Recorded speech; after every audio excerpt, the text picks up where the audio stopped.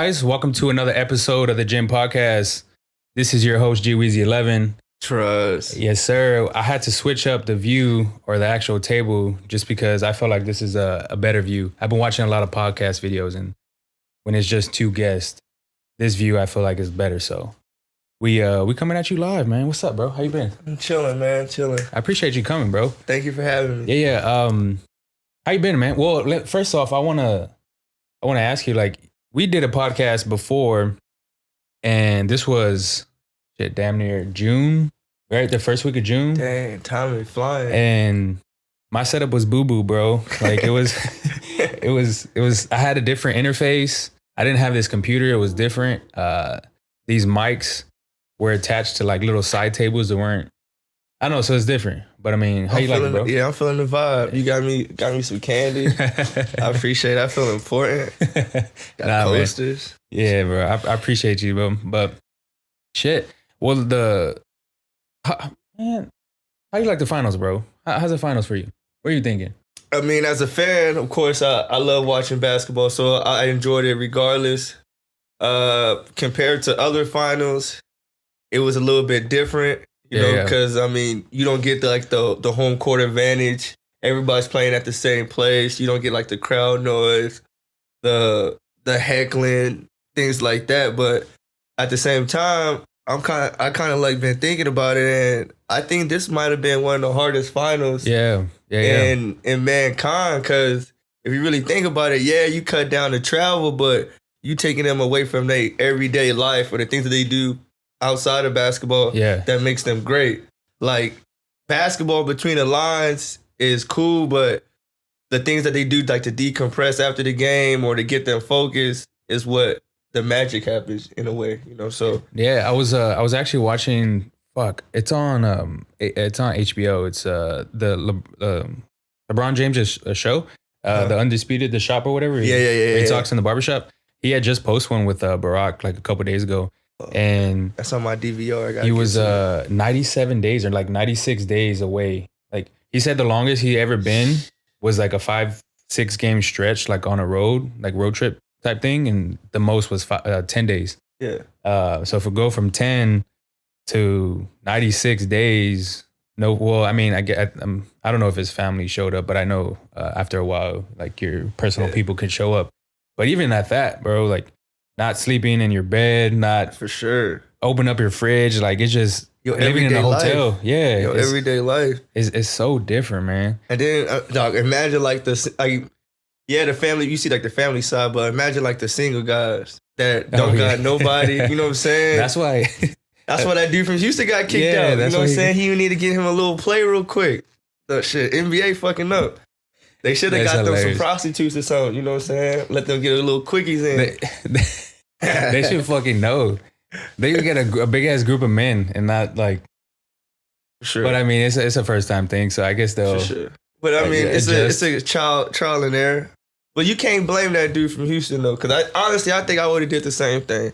It was a COVID worker, right? Or something like that. Yep, I would have did the same thing. I'm like, yo, son, I know you in this. I know you probably horny. Shit, I'm horny. We might as well real quick, you know. Don't let nobody know. Where he messed up was letting Shawty come to his crib or come to the room. Someone had to snitch though, man. Facts. Someone had to snitch. Ain't no way that these, like, of course she was gonna keep quiet because I don't know if she lost her job or what the situation was, but for sure he had to keep quiet because he was definitely. I mean, he got kicked out anyway. So I heard it was LeBron and the Lakers though. What do you mean? They snitched on him. For real? They didn't want to see Houston fully loaded, so they had to snitch. That's just what I heard. But I mean, he was coming off the bench. I don't think he was. You really think he was? Hey, bench players are very valuable in the NBA Finals. That makes sense. Bench players are very valuable. The starting five is cool, but it's whoever's coming 7th, 8th, 9th that's gonna win you that championship. Yeah. So LeBron didn't want to see them boys. So you think it was them? Yeah, definitely. You know, they had that hotline. So as soon as LeBron saw that girl sneaking out the room, he said he picked up the phone. Hey man, Houston Rockets cheating out here. That's not even cheating though. He's just getting a girl to his room, bro. You know, trying to be normal, trying to normalize the situation. That's hilarious, man. But I think it was a good finals. Obviously, I mean, I ain't gonna lie. I wanted the Clippers to go instead of the Lakers. How do you feel about that? Because I feel like the same way, man. I didn't think they were gonna lose to was it Jazz, right? No, Denver. Yeah, they lost to Denver. I don't think they lose. I didn't even think they were. Well, fucking Jamal Murray went off, so that's a different story. But yeah, he did. But I mean, at the same time, you think Kawhi is going to be that guy to stop somebody, one player to do that? Yeah, I think it was more like internally. I don't know if it was Doc Rivers, if it was the team chemistry, if it was just they got beat that series or what it was. But the Clippers didn't look like the Clippers before they got into that bubble. You think it was Doc Rivers? Because I mean, he just recently left. That's what I'm saying. So, man, that makes sense too. But we all from the outside looking in. But you got to do all take that all encounters though. Yeah. And if you look at Doc Rivers' resume, he's known for letting up on them 3-1s though. So that's true. Is it Doc? I think Doc maybe the way that he was coaching in the past. Yeah, he won a championship with the Celtics, but it's a different day and age, like different players. People don't react the same to different coaching styles. So you gotta know your team, know your players, and go accordingly. I think he was probably maybe stuck in his ways a little bit too long. He didn't adjust, bro. It didn't, and he lost the team, man. I mean, the Clippers got a great team. That's the thing. They got a great team. It's just stacked too, bro. I mean, some bench players. Yeah, bench players too, and. Yeah, I just think he just didn't adjust to having star players like that. I mean, like, I guess Lob City era, he had players, DeAndre Jordan. Yeah, that's how you say his name, right? DeAndre, yeah, but see, even those players are old. Think about it. They're in their 30s. He had CP's in his high 30s. Not high 30s, like what, 33, 34? Yeah, you got Blake that's 30-something. You got DeAndre that's 30-something. And you're right, man. They had just left too, like 2 years ago, right? Yeah. Because CP went to Houston, and then that's when they did the trade for Russ. And yeah, man, I personally think he just didn't adjust. And he just got a job too with the quick. Who is it? Sixers? I have no idea. Yeah, 76ers. 76ers. I was just they need to go ahead and break up that tandem over there though. That Ben Simmons and Embiid, it's not working out, man. One of them gotta go. And if you're asking me, I'll keep Embiid, let go Ben Simmons. You think it's just too much star power? Like they're being... I think it's like the modern day Shaq and Kobe. They both want to be the man. They both want the ball in their hand. But it's only one ball to go around. And you only can play through one player, really. Mm-hmm. And they both so ball dominant that they both need the ball majority of the time where you can't do that. One person's going to get frustrated. And 9 times out of 10, it's going to be Joel Embiid. Yeah. Because Ben Simmons is the point guard. Yeah, that makes sense. You know, so one of them got to go, in my personal opinion. If you want the 76ers to go to the finals, one of them got to go. Let's just say they do break up. Ben Simmons goes. Who's the best team? What's a team you would like to see from Big Ben? Yeah. Golden State. Oh shit. Take Curry off the ball. Let him spot up with Clay, and all they're gonna do is run you out the gym every day. I just think that every time someone says Golden State, it's just like it's an automatic championship. It is like they're a championship team. It is, and even the crazy thing is, I'm gonna drop you a news thing right now. What's up? There's a big man that's coming out of the University of Memphis. He's a top 5 pick, maybe top 3. If that kid falls to the Golden State Warriors, they back to the dominancy. Guaranteed. It's a team all around, man. It was a team before KD even went there. So exactly. I'm just thinking they just need that one more piece. And it's that big man. He's 7 feet. He could run the floor. He could stretch the floor. He could. Holy shit. You said 7 feet? 7 feet. And he runs like a black stallion. Oh, fuck. I'm telling you. And I mean, they still got Draymond, even though everybody don't like Draymond, but he does his job. Yeah, he's still a solid player. Yeah, that's what I mean. You just have that one other star player, or even semi decent, and they're back in the finals. Or I would like to see Ben Simmons go. I don't want to say there. Nah, never mind. I was gonna say the Lakers team up with LeBron, and then when LeBron goes away, let Ben Simmons and AD carry the torch. But how long do you think he got left? Bron? Yeah, because he just turned 36, 30. Well, I think it's December is his birthday or some shit like that. The way that he was looking in this finals, man, there's no telling. It's weird. How you that old but still can move? Like it's nothing. I don't know if you've seen it. It was posted on SportsCenter today. He's I think his like I'm gonna look it up. But basically he spent 1.5 mil on his body. Yeah, on his body. Yes. Yeah. I guess it's like, I don't know what the proper word was. I can't remember the exact quote, but and then Russ that's the same thing. Yes, he did the same thing. So it's just like your physical therapy or eating right, massages, working out, trainers, stuff like that, just to kind of keep that recovery crucial. Yeah. They were saying that Russ, they said I think he got like 2 chefs, a 24-hour trainer. Yeah. I'm just like, sheesh. But they said Braun was doing that since he was 18. He came in the league spending $1 million on his body. God damn, that's why he's 17 years in, looking fresh as ever. And see this, man, I'm not gonna lie. This year I was like, because last year obviously they didn't have AD, and the team wasn't as. I mean, it was all right, but I didn't think he was gonna go off like the way he did. Right. I mean, he had an MVP season, and it's just like, damn. Yeah, he got robbed. I couldn't.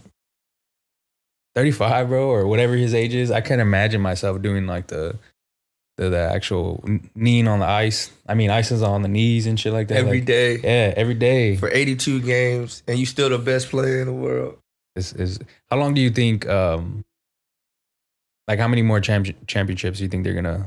If AD and them stay together, I say 2, 3. But then again, man, see, the West is so hard because you got so many good teams in the West. You can't really say like, oh, for sure he's gonna win 2 to 3. Yeah. Because like I said, if Golden State gets like a legitimate big man, somebody that could rebound, because that's all they was missing when they lost to the Clippers before, and not the Clippers, the Cleveland before, and when they won the championship, they had that African dude. I can't remember his name. You talking about Golden State? Yeah, Golden State had that African dude that was getting them rebounds. Yeah, that's all they really need. Somebody to get them rebounds, kick it back out to Stephen Clay, and let them shoot 20, 25 times a night. And you know they shoot 20, 25, 15 of them's going in. For sure, and bro. 10 of them's going to be 3. So lights out, for sure. So that's all you need is a big. But Golden State's going to come back. They ain't going to be at the bottom of the totem pole like they was this year. Clay's, I saw Clay, well, this was like last month, I think, when he first started practicing. And Clay is Clay. He's gonna go off too. And Clay is Clay. He's Steph is coming back. What do you remember? What happened to him? What injury it was? Who, Steph? Yeah, he broke his hand. Oh, okay. Or his wrist. One of them, hand or wrist. So he's back, and I mean, just those two alone, that's a. And then they fucking have to fucking points. Then Utah's always gonna be tough. Denver's gonna be tough. Oh yeah, Mitchell and fucking. I'm excited to see the Houston Rockets, because I mean they blew up the team. Now they're gonna have to rebuild the team. How about I mean, we just finished talking about the Lakers. What was your thoughts on the Heat? Because they surprised me. I did not think they were gonna beat Milwaukee. No way. Especially not 4-1 like they did. Like it was just Sure. You think they're gonna be in the finals or like playoff contenders a couple years from now, or even next year, or the year after that? All right. So me personally, I think Giannis is going to South Beach. He's either going to South Beach or Golden State. Yeah, I don't think he's gonna stick with Milwaukee. That's just me. Yeah. I mean, obviously money talks. So if they offering this man like $300 million, okay, nigga, you better stay. You be stupid if you don't stay. But if you like, man, I want to win championships. If Giannis goes to South Beach with that supporting cast and Jimmy buckets, oh man, you got them 2 shooters out there. You got Crowder that's gonna bully anybody. He's fucking huge, bro. You got Bam Bam that's gonna rebound. That's just as agile as any big in the East. They got a nice little bench. Great coaching staff, a good owner that's willing to spend money to win championships. Yeah, for sure. That would be a nice look, man. So, but even if not, I still got Miami. Miami is just a tough team, man. They a team full of underdogs. Most of them is undrafted or late draft picks. They all got chips on their shoulder. and they all very skinny. They have to have 5% body fat. I don't know if you know that. They get tested every Monday. 5% body fat. If not, why you don't do play. That's just a Miami Heat thing. Even when like D-Wade, Bosh, and you have to have 5% body fat. If not, you're not playing until you get 5% body fat. Didn't fucking know that. Yeah. And what's the purpose of that? Just being conditioned? Yeah, it's a type of conditioning. If you got 5% body fat, then there's no way that you should get outran. Yeah. You know, you don't got that extra luggage on you, nothing like that. How the fuck do you know that? I be watching a lot of podcasts, TV shows. They're not like, I didn't even know that was a fucking I didn't even know that could be a requirement. Well, I mean, it's their team. They can do whatever the fuck they want, but. Yeah, and then, I mean, another thing for me, I mean, at an early age, like sports has been in my life at an early age. So, and I had people that came before me that always like give me like pointers to different things to do, take care of my body. And things like that. So I know certain things like that, but yeah, I read that 5%. That is crazy. Fat. That's a dope fact, man. I didn't know that. But I mean, it all makes sense. It all comes down with conditioning, just like you said. Yeah. They're not gonna get outrun or outworked. And then I just want to talk about Jimmy Butler because he surprised me, man. Like I knew he was a dog, but I didn't know he was this good. He's the truth. Until this actual finals.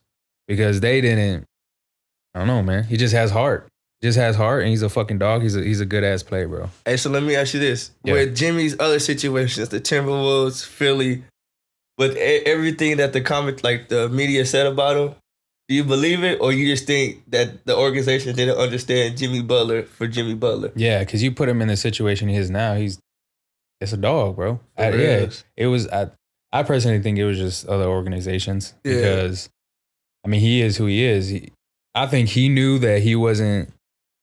It was only time to either get traded or go to a team where they can adjust to his style of play, and then that this is. I mean, you saw exactly what happened. Yep. And I think go back to the Clippers. I think that's what's going to happen too, because they're adjusting to their 2-star players, and I mean, Doc Rivers just left, so that's the first stepping stone. Yeah. So I think that's gonna turn out good too. But what about who's the top team that surprised me? Who surprised you this playoff, other than these teams that we just? I mean, not necessarily a team, but Luka. Yeah, and Luka got my respect. Luka, dog. I mean, I knew he was good. Don't get me wrong, ladies and gents. I knew he was good, but what he was doing in these playoffs to the Clippers. Damn near averaging a triple-double. I mean, I know people going to say, man, Paul George really is not that good no more. Shit, he was killing Kawhi too, though. Like, it was like anybody they put on him, he was killing them. Yeah. So I'm going to say definitely Luka surprised me. I can see that. I like Murray. I knew he was good, but I didn't see him dropping on 50 a night. He surprised me. I was highly disappointed in my Celtics. I thought we was gonna come with it better than what we did. Bro, they put up a fight though. I mean, I mean, they're still too young, man. It's like, I ain't gonna say like I'm an expert on basketball, but bad basketball is like evidence. And some of their shot selections in crucial situations, I was just like, bro, like, I see like middle schoolers do that. What the like, fuck you doing? Exactly. Yeah. Like, slow it down, be patient, work the offense. Like, we got a 10-point lead. We don't need to shoot when the shot clock got 15 seconds. Nah, work it down under 10. You know what I'm saying? Let's go around 2 to 3 times. Even if we miss, at least we still knocking off 30 seconds each possession. We probably gonna win the game if we do that. Yeah. You know? Like, they frustrated me. So you're a Celtics fan? Very. That's my squad. Didn't know that, man. Ever since Paul Pierce, you know, the truth. That was my guy. One of my favorite players. What's up? Then KD came in the lane, and that's my guy now. KD's my favorite player. Okay, so they're I don't know if he's back. Do you know if he's back? Kyrie too? Yeah, they coming back. They coming back. No, but back. like they're healthy. They can play and shit like that. Oh, I don't think KD's clear. Okay, I think Kyrie's clear. So how you feel about them? You think they're gonna? They run the East now. That's hard, bro. So look, Brooklyn, Like they're hard. Like that's a hard team. It is. So Brooklyn this year was like the poor man Miami. It was just a bunch of really good bench players that really needed their superstars. Yeah. But they gonna play as hard as they can with what they got. So you add KD and Kyrie to a group of guys that's gonna play as hard as they can for 80 minutes. I'll take that. We gonna see, bro. That's a hard ass team. And then what I like, and that's gonna be the sleeper, I like that Steve Nash pickup as the head coach. Yeah, that was recent too. That was like 2 weeks ago. Exactly. I don't know that D'Antoni as an assistant. I think that was a buddy thing. But the Steve Nash as a head coach was a great move for two reasons. For one, because he already has a relationship with KD. Yeah.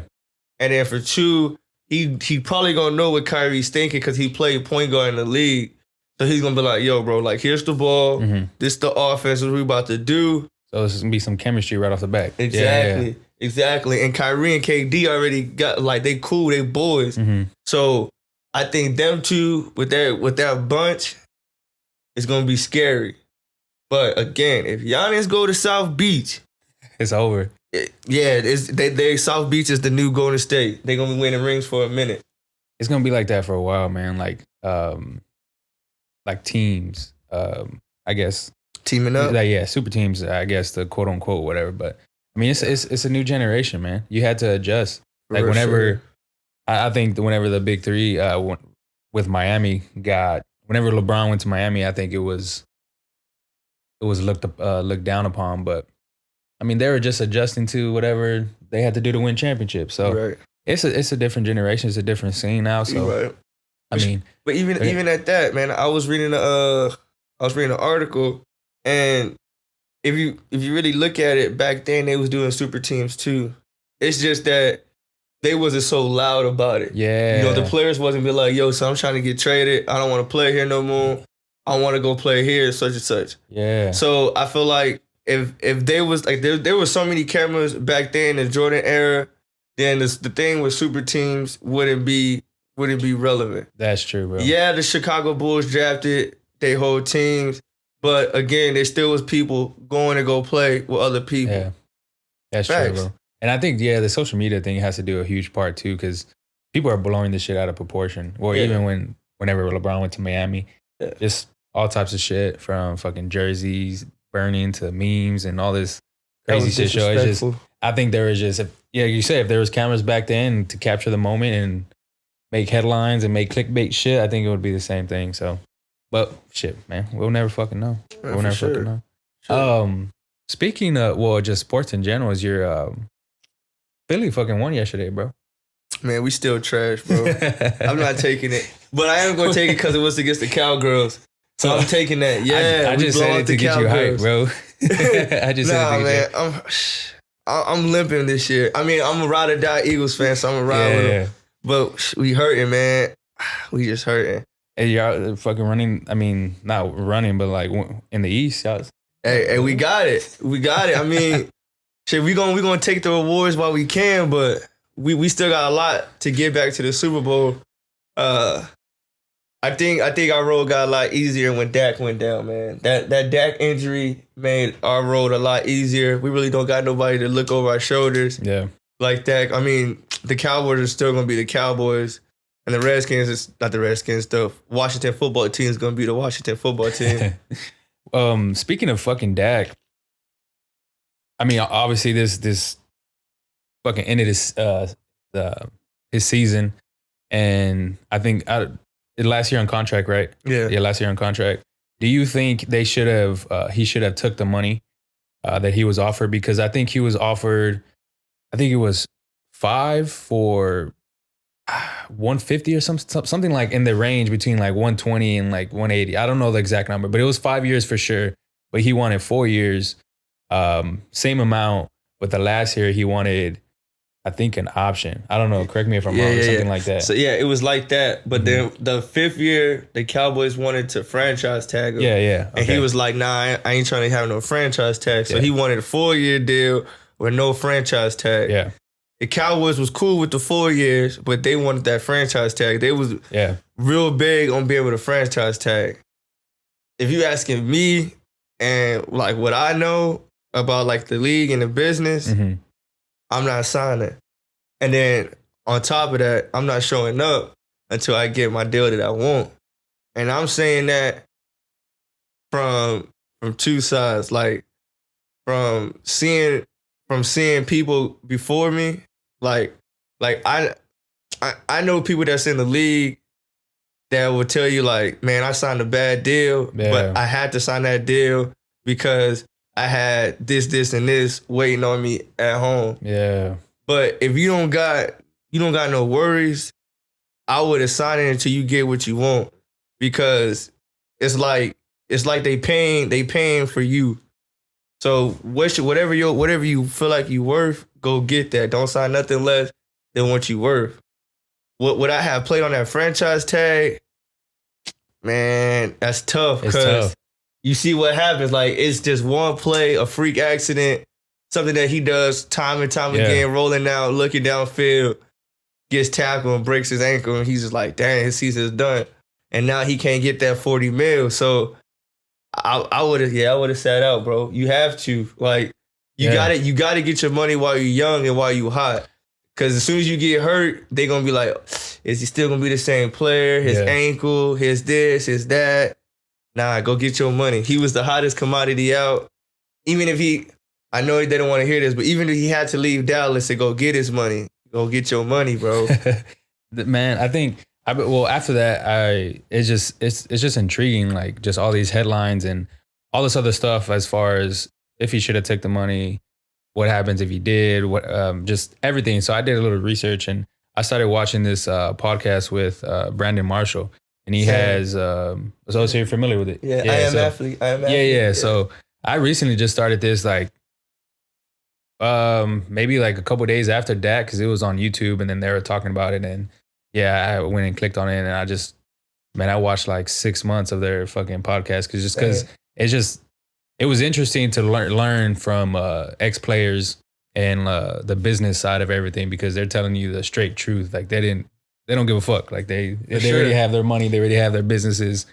They're not, I mean, I don't know if they're still getting money from NFL, but yeah, man, it's a hard situation. I think one of the big points they touched on was it's a fucking business. Like, these people, these billionaires that are running these teams, they're trying to keep as much as possible for themselves. So for sure, when they're doing these deals and their negotiations, 9 times out of 10, it's in their favor, just because, I mean, they have to make some sort of money. They have to, I mean, basically keep all just rich get richer, man. For real. And that's kind of like, that's like, for example, that's like you trying to sell some shoes and somebody come in here trying to lowball you, and you just like, bro, like, this is my price. Like, like, would I look like taking anything less? That's the same thing for an NFL player. Like, he's going, after he does his rookie deal and does the 4 years, and if he's putting up all pro numbers, he wants to get paid like an all pro. You can't come in here and lowball him and expect people to sign it. And as a fan, we got to be able to respect that. Like, if a player's saying like, nah, like, the money ain't right, the deal's not right, I feel like we shouldn't like bash him, or like with things like LeBron, when LeBron left. So if a player leaves because of like a money situation of a contract, don't burn his stuff. It's nothing personal. He got to take care. He got to eat too. So going off of that, it's just a business. So like, I think one of the best kind of analogies is, like, obviously, like, of course, us, we work, or like just anybody in general, they work and they go to their like 9 to 5 or whatever. And either they're not getting paid enough, or let's just say they get fired, or whatever the situation was. Obviously, you have to get back into another job. Yeah, it's the same deal with them. They're just doing a sport that they've trained all their life for, and they're getting paid millions of dollars. And I don't think it's no different than what we're doing. It's just at a very, very large scale, and them being at the top of in front of a camera and being in entertainment and shit like that is just, it's so different. And these, I think fans and most people look at these athletes as fucking aliens, man. It's weird. It's weird. Yeah. But I just personally think it's the same thing. Like, obviously you have to feed your family. And it's the same thing as far as regular people getting fired. And For sure. and going to a different job. Because it's their job. Like, that's how they put fucking food on the table. They just happen to play for your favorite sports team. That's the only difference. But I mean, they still normal people. They still normal job, things like that. But I mean, I hope Dallas pays Dak, man. He gave his blood, sweat, and tears. But if they don't re-sign him, I want him to go to a good situation. Like who? I haven't thought about that yet. But no, I think I'm gonna say Atlanta Hawks. So you see Matt Ryan leaving? I don't think Matt. I think Matt that offense with Matt Ryan is time because they not winning. No, yeah, for sure. I think that's why they just got rid of the head coach too. Or if not there, I can see him go to Minnesota. I don't like Kirk Cousins. But I also see Kirk Cousins going to the 49ers because I don't think the 49ers believe in Jimmy G. Nah, he just got benched. I think they just put out a thing right now that, well, I don't know if he had an injury or something, but I think he just. And then on top of that shit, I even though this man is still balling at like 35 years old, I think the Packers are getting tired of Aaron Rodgers. I was watching something. Just with Brandon Marshall, and they were just saying that. Do you think these quarterbacks that have been there for such and such years, like Aaron Rodgers' situation where they drafted Jordan Love in the first round? I think, like, do you think these quarterbacks are feeling some type of way, or for sure, it's just like part of the. Like, I mean, they have to feel some type of way, right? For sure. Because it's basically their. That's basically telling somebody, yo, bro, you losing a step at your job. Yeah. So we about to bring this young dude in just in case you're not cutting it no more. Like, that's basically telling like something like your time here is running out. Yeah. You got maybe a season, 2 seasons. If he wins the Super Bowl, he gonna maybe bump it to 3 seasons. But if not, yeah, you got 2 seasons, man. Like. I feel like the writers on the wall when they draft a quarterback and they don't even tell you about it. You know what I'm saying? Or tell you like you good, and they turn around and go draft a guy. Yeah, man, I feel the same way. And it sucks, bro, because these, like, well, I think one of the things they said too is like he sent a text to like Jordan Love to like congratulate him and shit like that. But I mean, I would be so salty, bro. I wouldn't even send that text. He was being nice. Yeah, he was just playing politics. For real. If it was me, I would have said welcome. With a period, and I saw the nigga at practice. So, like, oh, that's it. Exactly, that's it, bro. It's a business. You ain't taking my job. You gotta let them know, bro. For sure. You have to fucking let them know. So, with with Dak being hurt and the Cowboys, do you see them actually truly paying, or he's going to a different team? Like, what's your verdict? He gets paid, or he goes to a different team? If he doesn't. Either if he stays, he's gonna have to take a discount. If he's not willing to take a discount, he's leaving. Okay. So if he's still stuck on that $40 million, he's not getting that. Especially with Dallas, they might drop him to 30. That's what he was. Oh yeah, that's what he was wanting. Yeah. He wanted 40. They offered him 35. Yeah. But with that 35, it was for like 5 years. So he was like, "Shit, give me 4." They was like, "I'll give you 4, but I want a franchise tag." He was like, "Nah, I'm good." Yeah. So he played on that franchise. He got 35 mil, broke his ankle. Damn, man. I'm not like I don't have like a favorite team or I mean, there's some favorite players and shit like that, but I got you.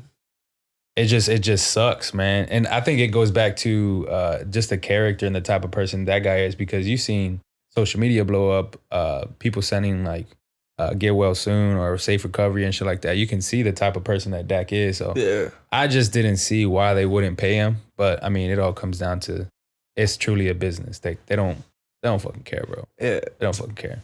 It's like, yeah, it's crazy how close knit the owners is and how close knit like the players are. Yeah, and how far of a gap that really is. But they really do need both of each other. They need each other. Like, the owners need the players to produce, to give them the money, but then the players need the money from the owners. So it's just like, why can't we meet at a common ground? Mm-hmm. Like, you give me some bread, I'll put some entertainment out there for y'all. It's hard, man. It is. It's hard, man. It's that green monster, man. Nobody want to give up that green monster. Have I don't know, bro. They just should have paid that guy before the fucking season. They should have. Yeah, for sure, he shouldn't have took the fucking contract. I'm with you on that. He should have held out, fucked around, and not went to practice and just try to get his money. But they should have paid him, bro. Because I don't know if they don't. I think if they don't give him what he wants, now he realizes how much of a factor he was to this team. Now that the stat that was put out today, I think he 24 points in the last quarter that he played. Last full quarter that he played. I'm not too sure what game he was. And then that's the points for the Cowboys team. And then the last 3 games that the Cowboys played was 22 points in total. So that's crazy. That was a crazy stat. And you can just see like how that guy's he's important to that team. And I think they're realizing that shit now, especially with fucking Dalton going down and got that third string. Yeah. But he looked pitiful. Nah. Hey, I'll take it though. My Eagles won. Well, the only thing that I want to bring up is did you see the game yesterday? Yeah. Okay. So there was a play where Wentz, I don't know what he was doing, but he was like, I think I know what you're talking about too. He was like falling back and then trying to make a throw and then like fumbled it and you be trying to do too much, bro. Like it's wild, man. Keep it simple, dog. You got a big arm. Keep it simple. Wentz, if you watching the GINN podcast, listen to Matt. I'm the quarterback whisperer, bro. Look, do your reads. 1, 2, 3. Read 1, read 2, read 3. That's not there. Either dump it down to my boy Booby or throw it out of bounds. All right? You don't need to take no more sacks because you know you fragile. Who the fuck is Booby? Miles Sanders. We call him Booby. I know him personally. That's my dog. He said I could call him Booby like that. Okay. I'm just kidding. I really don't know him. But yeah, that's Miles Sanders. Dump it down to Miles Sanders, let him do his thing. Or throw it out of bounds, bro. All these interceptions, all these fumbles. Trying to get fancy. All these sacks. That shit gonna get you booed out of town. Trying to get fancy, man. You know Philly don't be playing all this losing, dog. I'm telling you, I'm trying to help you out. Help me help you. Yes, sir. Yes, sir. Hey, listen to Matt, man. Listen to Matt. Trying to tell him. The last segment I want to get into is kind of one of the crucial things that I've been wanting to talk about because I know the first time you were on here, it was kind of the main segment. So it's all like the Black Lives Matter movement and everything that has happened since George Floyd passed away and a couple other people after that, Breonna Taylor, all these other devastating deaths that caused tons of riots, protesting. I mean, if you don't know about this shit, you've been living under a fucking rock. For sure. But it's happening. So my question to you is, now that we're at a stage where it's just to see everything unfold, how do you feel about the whole thing? Do you think stuff has changed? I mean, well, let me say this first, because you brought it up and it was just like, damn, this shit is still happening, the whole thing in Philly. But sure, that's crazy. If you want to touch on that first and answer the question, whatever the case, but I got you. So if y'all haven't known, North Philly's been like under attack, and like the people is just tired. Why they tired, you ask? Because another African American kid got shot 13 times.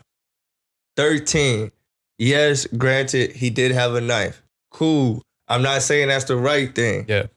But, son, to shoot a kid 13 times for a knife, and I seen videos. There's a video on Twitter that's probably still circling, going viral, of a Caucasian person chasing a cop with a knife, and that cop took off running. But yet, when an African-American dude, he gets shot 13 times, that's basically unloading a full clip on a human body. Literally. Like, I don't think y'all understand like what that is. Like, 13 shots in a human body, bro. Like, in standing room apart. Yeah. With families outside on the corner, elders outside on the corner. So everybody's seeing pretty much a murder happen. Mm-hmm. So that's gonna scar a lot of people. That's gonna scar the kids. That's gonna scar that will scar anybody. If you see somebody get shot point blank range 13 times in front of you, you're not gonna forget it. I promise you. You're not gonna forget it. So to see the city back in flames, people looting again, breaking into Walmarts, tearing down businesses, flipping cars, setting cop cars on fire. To say I don't understand it, I'll be sitting here lying, because I do understand it. It's just frustration of people tired of seeing the same things over and over again, and they get bailed out with the same excuse of, oh, he had a knife, or he had this, or he was doing that, or some bullshit. Like, Nick, 13 times is ridiculous. I don't care what you say. If you trying to get the weapon out somebody's hand, you can shoot him twice. Twice. Boom. Shoot him one time in the leg, one time in the arm. The weapon is going to be down. He's going to be down. Then you can arrest him. Like, 13 times, that's crazy. Like, that doesn't make no sense. 13 times does not make no sense. I don't care what nobody says. You could tell me, Matt, blase. No, 13 times is ridiculous. Yeah. You can't, that's crazy, dog. Yeah, man, I couldn't believe it, bro. It's a terrible situation. It's just like every other incident that has happened with the police brutality is devastating, bro. Like, I think whenever everything was popping off with George Floyd during the summer, a little bit before that, actually, there was just a lot of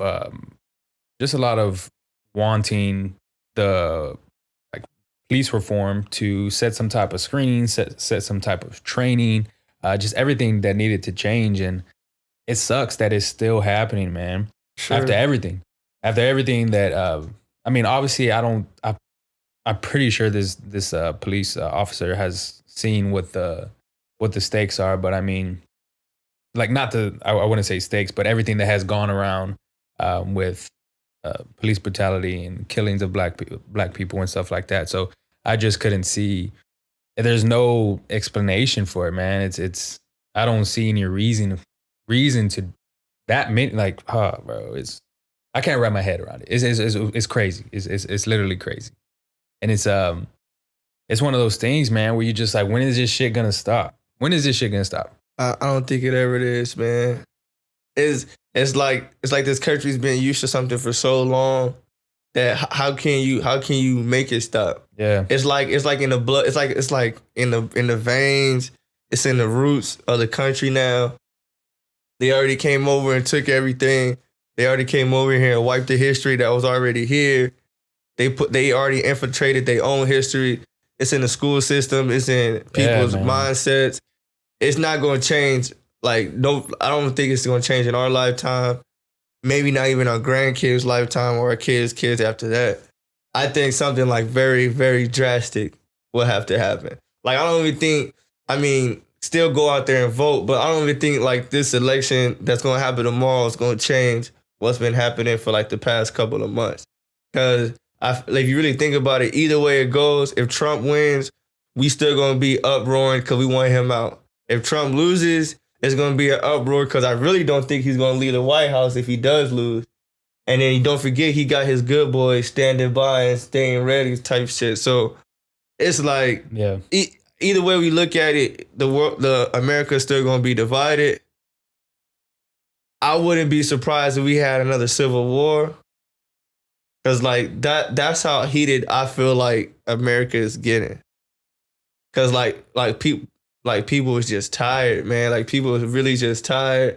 People are tired of getting walked on. People are tired of getting the little crumbs of the economy. People are tired of getting disrespected. Like, people just tired, man. Like, it's been happening for so long. People just tired. And I'm not just talking about blacks. I'm talking about minorities and as a whole, a middle class as a whole. Like, if you haven't noticed that we've been getting walked over for years. You're like, blind. Exactly. I was, you're fucking blind if you don't see this shit. I was actually watching to go back to the LeBron James, The Shop, I guess, podcast show or whatever. Barack was saying that it's hard to kind of get this system and get the way people think when it's been 400 years that they've been kind of taught this way. So to think, or not to even think, but it's just gonna take time, man. And like, I mean, the civil rights happened in the 60s. So that's only damn near like 40, 50 years. And this has been going on for 400 plus years. So Yeah. it's gonna take time, man. But I mean, sometimes I mean, not sometimes, all the time. I wish it was fucking tomorrow than later, bro. Because it's terrible, bro. It's the morals that some people have, the views that some people have is just unhuman, and it sucks, man. It sucks because I don't. It sucks to say that there's so much hate in someone's body. Like there's so much hate in their mind. There's so much hate in just everything that they do, and I've never. I don't think I can personally understand the hate part. Like I know pretty much why they do it, but I just can't understand. Like it doesn't. It just doesn't make sense. It doesn't make sense enough. Jim Crow got these people thinking that this is the right way of life, this is the right way of living, and like we said, like if you, it's like you taught something for so long, Yeah. like you taught something for so long, like this is how it's supposed to be lived or whatever, and then for somebody like all of a sudden be like, nah, bro, like that's really not right, like this is what's it really supposed to be like. Mm-hmm. You might say like, all right, yeah, I'm gonna change. But it's so hard to break a habit that you've been doing for so long, and 400, 600 years of the same thing is like, it's kind of close to say it's impossible. Yeah, man, that's the scary part too, because obviously you want this shit to change, but it's been so long, so people are just, they can't see past the fact that it's changing, man. And just to go back to everything that's happened in Philly, it's just repercussion as far as what these people are feeling. For sure. I mean, I know there's small businesses out there, and there's other things that would suck if it was mine, but I mean, at this point, it is what it is. Like, there's like, I've never felt the racism or racial profiling like you've had or these people had or anything like that. So I can never attest to it, but just to see it or just to hear stories, it's terrible, bro. Like, yeah, man. I just go back the hate. Like I couldn't see. I wouldn't even know what to do if I was put in a situation if I was ever like racially profiled or had any racism towards me or anything like that. Like I would just be shocked, and it's just like, yeah, like I said, I wouldn't know what the fuck to do, bro. And it's crazy that this shit happens every fucking day. Yeah. To not, like I said, not even like you said, not even black people, just minorities in general. Sure. Asians, Latinos, Jewish people. I mean, just everybody, bro, other than the other race on the other side. For sure. And it's like they expect us to be used to it or just accept it, like to be immune to it. But at the same time, it's like what's right is right and what's wrong is wrong. So if you know something's wrong, why not change it? Why do you expect somebody just to get over or accept it? Like, nah, like change that. Like, that's how I feel about it. Like, if you know something's wrong, like, why not change it? That doesn't make no sense to me. Yeah, man. Man, it's hard to say that something drastically has to change because you never want that shit to happen. But I think at some point it has to, bro. Because I think that's what changed the whole thing with the civil rights. Like they started doing other things that, like they started changing laws, legislations, and other stuff like that when everything was happening, when rioting, protesting, everything was happening. And I think it's at a point now where that's the only thing you can do to see change. It's the only thing you like. That's the only thing they're thinking about. That's only going to change. And it's sad to say that it has to come to like that. It has to come to that, or laws and the way people think change. It sucks, man. It sucks. Right. It sucks. Right, man. And I mean, I appreciate what like the NBA is trying to do. Yeah. Like, you know how they did a Black Lives Matter on the court, on the jerseys, what the NFL is trying to do to like raise awareness. But then at the same time, I feel like we even gotta take a step more than that. Yeah, screaming Black Lives Matter is cool, things like that, but we gotta figure out ways to uplift the minorities, get us either more education or more tech savvy. You know, like let them learn a trade, teach them how to be plumbers, teach them how to be landscape, teach them how to be a technician, a mechanic, or go to school and learn how to be a doctor, a dentist. different things like that. So we can make that leap as a group, not in a group, as a unity, and close that gap that much closer to the privilege, I guess you can say, you know. Yeah, you're right, man. Like I think that's the biggest thing, because you're seeing minorities not getting these positions in these big corporate companies, and it's sometimes it's something else, sometimes it's race, and it's terrible that it's like that, but that's definitely what has to happen. And definitely some education has to go in there, some training, some type of trait. For sure. Also, too, I think just minorities in general have to put that leap of faith and that belief in themselves that they can actually do this shit. Because I mean, you can definitely give all these people these resources and stuff like that, but I personally think if they don't want to achieve that, or if they don't want to do a certain thing, it's just never going to happen. When you give someone education, I think the belief starts to happen if the want is there. Like, the belief is gonna, once people start realizing, like, oh, I'm learning new shit, or at least for me, I'm learning new shit. This is gonna help me out in my work, my life. Confidence starts rolling in, and it just starts going up from there. So for sure, minorities have to get a say in these corporate businesses, start small businesses, start employing other minorities as well. It just has to be a community and group effort, and definitely unity has to happen. And sure. It's and another thing I feel like we need to do as a minority is we need to learn how to handle money. Oh yeah, for sure. Because I feel like majority of us, if we did be blessed to get a large sum of money, we would not know what to do with it. But the Caucasian side of it, they most of them is born into a large sum of money, so they taught at a young age how to manage money. With us, is we gonna get it probably later in life. Yeah. Whether it's granted that we become a doctors, we make it to the league, we are artists, whatever it is, we usually get ours later than the Caucasians, because most of them is born into like oil money, industry money, corporation money, things like that. So I would say that's another thing that we should do as minorities, is learn how to handle money.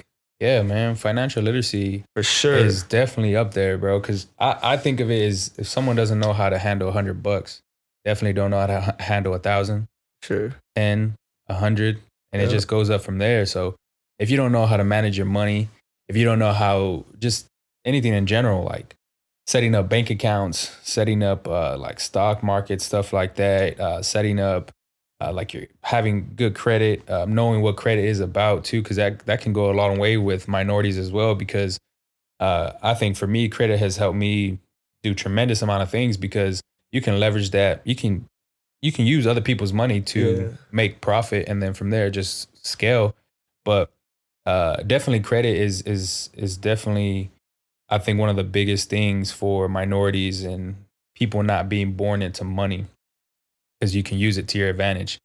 And I mean, what else? Financial literacy, you got, just knowing how to fucking manage your money, what to put into, what to invest into. It definitely has to be some type of education, some type of push for that within minorities. And it's crucial. It's crucial because it can literally make or break you, bro. For like sure. it's some of these people that don't know how to manage money wonder why they don't have what they have. And it comes down to the way you work, the way you operate. Sure, for sure. And that's one thing that my parents always harped on us a lot, was knowing where your money's going, what you're doing with your money, and having your money work for you. So like you said, financial literacy is huge. And then if you don't know it, you should get a book, or don't be scared to ask your friends or somebody that you know, like, yo, man, how do you do this? How do you do that? Oh, yeah, bro. They're not going to look at you stupid. And if they do, they're not your real friends. Like, friends should be putting friends on game. Yes, sir. Like, whatever it is. If one of your friends is the one that has a lot of money, man, be like, yo, man, how'd you do that? Ask them. Ask questions. Mm-hmm. If you have another friend that's got properties, man, how'd you do that? Or if you the friend that got some answers, man, be willing to spread the knowledge to all your friends and your team. Like, you don't want to be the man and have a bunch of blind sheep following you, because that's just only going to weigh you down. Yeah. But imagine if you have 6 different men in your group all doing different things. You just going to feed off of each other. And that's only going to make you better. They're going to make them better. And then y'all all grow as a family or as a team. Yeah. It just goes off from there. It's just a chain reaction, like a little domino effect. Exactly. Your friends help out their friends, their family. Yep. And also, too, I think not just friends, but also family, too, because I know there's people out there that are either there's like no financial literacy or successful with money, but they choose not to share the knowledge and share the wealth with their family members for whatever reasons.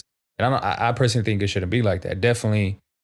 I also, too, I think it has to be 50-50, though. Same thing, the wanting it. The family member, friends definitely have to want it. Ask the question. If I always think about it that it's always better to get the oh well than the what if, because let's just say you do ask that question, they don't respond, they say no, whatever. Oh well, rather than the thought of fucking what if, you know what I'm saying? What if I ask this person for the knowledge of money or the knowledge of credit, the knowledge of whatever? Definitely don't want to have a what if fucking thought. So it's always better have that oh well. And especially because, I mean, you get that oh well, or the other side is you get your fucking question answered. So exactly. It's not a win-win, but it's better than that what if. So and it might not even be oh well. The question that you ask that person, they might not have the answer for you, but they can connect you to somebody else that can. Yeah. That's like all about networking and things like that. Like, I don't know if you heard this saying, it's not what you know, it's who you know. Yeah. Sometimes it's like you could be the most smartest person in the world, but if you don't have the right connections, you probably not gonna go that far in life. Yeah. So it's a combination of multiple things to be successful in this world. You just gotta figure out what's your niche and what works for you, and just attack it every day. Every day get better. 1% better every day. That's my goal. 1% better. 100%, man. Yeah, 100%. Shit, bro. Anything you want to say before we fucking end this podcast? It was a dope fucking podcast, man. It was a breeze. We're already at 57 minutes. Man, that's crazy, right? How fucking fast it goes. Jeez. Last time I saw it, it was like at 35, so it was been 20 minutes, and then shit felt like 5. Jeez. That's when we started the whole conversation. I'm gonna add with my Super Bowl prediction. Yeah, you heard it here first. You know, of course, I'm gonna go with Patty Mahomes and the Kansas City Chiefs. Yeah. But I'm gonna go with. I like that boy. I'm gonna go with Russ and the Seattle Seahawks. I can see it, bro. A lot of people don't give him the credit, man, I can see it. That boy a winner. And then to win that, I'm gonna have to come back on here to give my final. With the MVP? Winner. No, the winner. Oh, the winner of that. Bowl. Oh, so you're just saying the people that actually get there. Yeah, it's gonna be the Seahawks and the Chiefs. Okay. And then once that happens, now I'll come back on and give my winner. You know. Well, shit, man. Yeah, guys.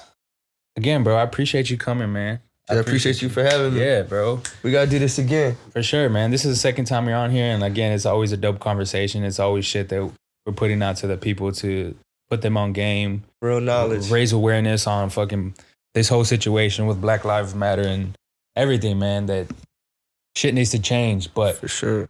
I appreciate you listening. For all the listeners out there, YouTube, Spotify, Apple Podcasts, this will be a video. So switch over to YouTube so you can see what we look like. You can see this handsome guy right here. Y'all see me, GQ. Yes, sir. But I appreciate y'all listening. I will see y'all next time. This is your host, G-Weezy11. Until next time, guys. Peace. Peace.